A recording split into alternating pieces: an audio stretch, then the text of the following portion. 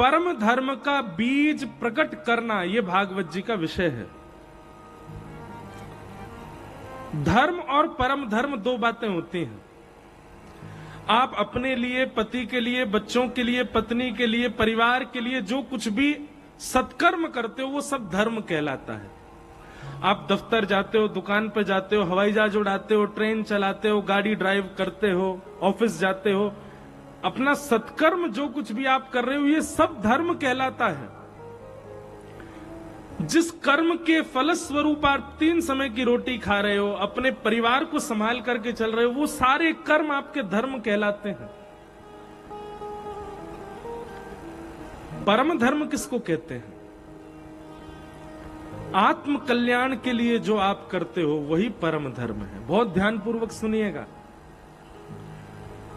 परिवार के कल्याण के लिए, समाज में उठने बैठने के लिए, 3 समय की रोटी पाने के लिए, अपने तन को व्यवस्थित करने के लिए जो आप सत्कर्म करते हो वो धर्म है। पर अपनी आत्मा के कल्याण के लिए जो आप कर्म करते हो वही परम धर्म है। बताओ, भागवत जी की कथा सुनना धर्म है कि परम धर्म है? क्या है? परम धर्म। क्यों? क्योंकि यहां पर आप देहाभिमान शून्य हो।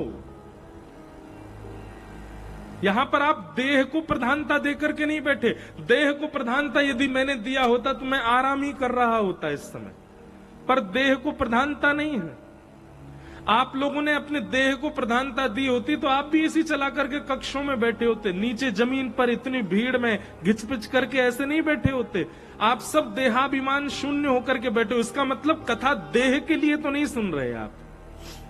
हाँ, आप भोजन देह के लिए कर रहे हो, सोते देह के लिए हो, चलते देह के लिए हो, कपड़े पहनते देह के लिए हो, परफ्यूम देह के लिए लगाते, सुंदरता देह के लिए है, सब कुछ देह के लिए। पर पंडाल में आती जैसे आप बैठे, कथा प्रारंभ हुई, अब यहां देह के लिए आप कुछ नहीं कर रहे हो, आप आत्म कल्याण के लिए बैठे हो।